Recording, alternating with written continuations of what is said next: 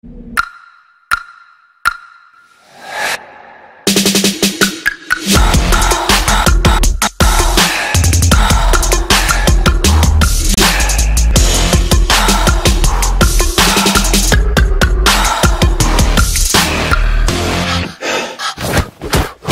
kasal ay ginawa sa isang pampublikong lugar at sinaksyan ng dalawang saksi at tigita. Of course, ito considered as public place naman eh. Kasi nga, catering ito, event venue, restaurant, ito yung nausan ng mga okasyon. Marami kami kinakasal dito, si Pedjanin eh, Philip, halos araw-araw, dami kasal. So ito yung considered as public place.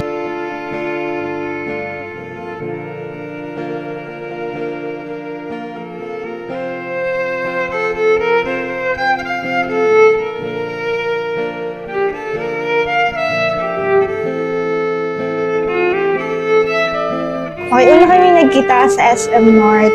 So, nung nakita ko siya, nakasuot siya ng white t-shirt, tapos naka-glasses na parang pang mayor. So, sabi ko, ano ba to? Parang mayor ng Quezon City. So, tapos ang payat niya, tapos natatawa talaga ako pag nakikita ko siya. Kasi ang layo pa lang niya, nakasmile na siya.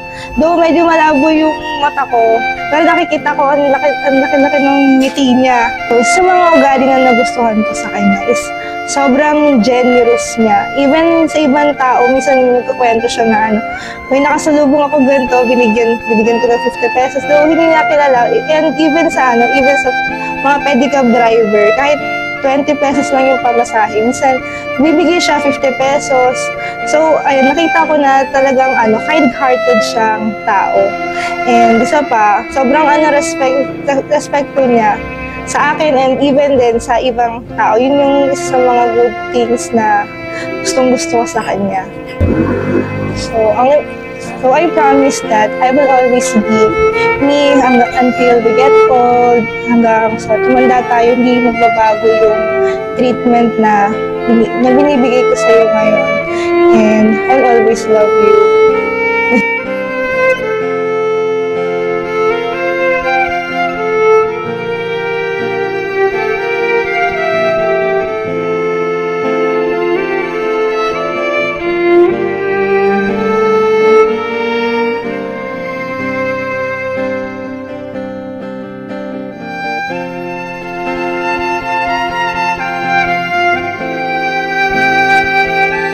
Ang first impression ko sa kanya, as in, simple, ganda.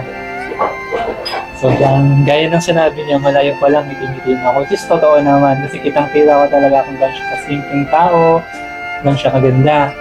And yung nag-uusap kami, gano'n na gano'n din yung nafe-feel ko hanggang nung first meet kami. And nakakatawa lang nung first meet namin, late ako ng 10 minutes, huwag niyo gagayahin yan. Late ako ng 10 minutes. Kahit ako gandang-ganda sa kanya, siya pala nakasimangot. Dahil late ako ng 10 minutes. So, yung pagdating ko doon, hindi niya agad ako kinausap. Is normal naman kasi nga, late na po ako ng 10 minuto. Pero yung nafe-feel ko nung time na yun, walang kaba or takot, onting guilt. Okay.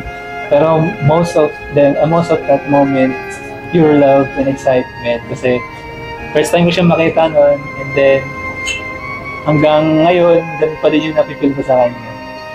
Yung personality niya na super appreciate ko, yung sobrang gusto ko is yung kahit sobrang busy niya, gumagawa siya ng time para bigyan niya ako ng oras. Like for example, may mga meeting siya and then mga paperworks, pero nagagawa niya pa rin akong, like for example, gawin ako ng coffee.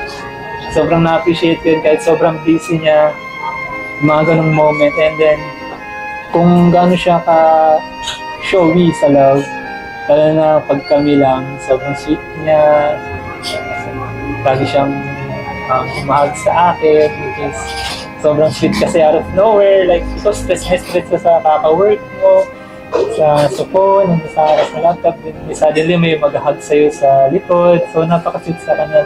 Pinaka-gusto ko sa kanyang personality, yung mga ganong treat niya sa akin. Janine? Feel Mahal kita.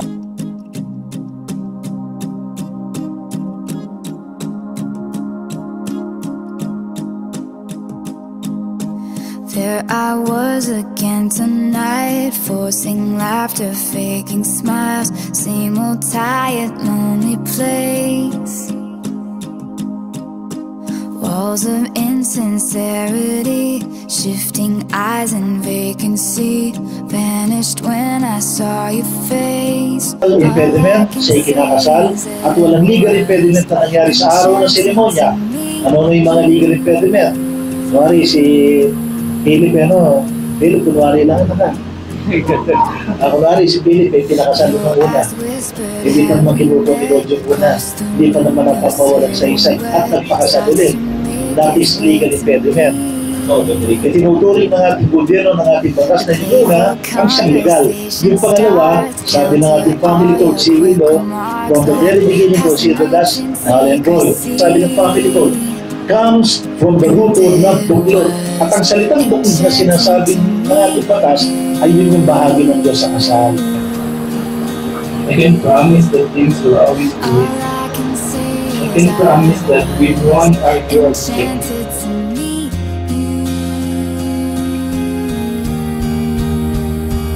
Dumating sa nagkaroon tayo financially but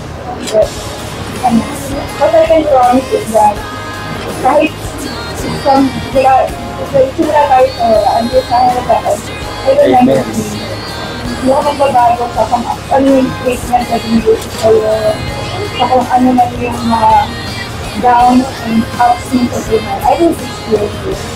And of course, I will love you more than you know.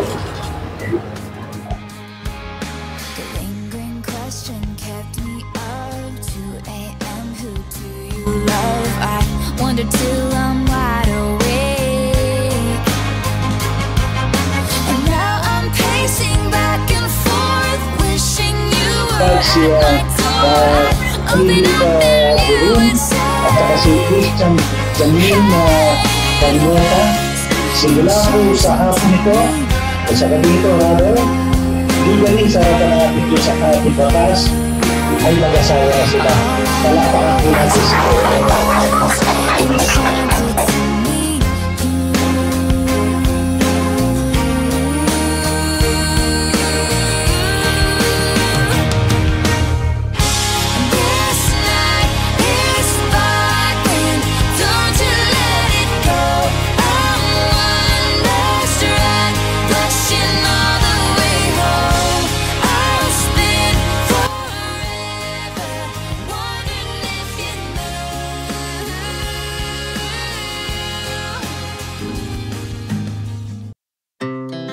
Our hearts beat to the city streets.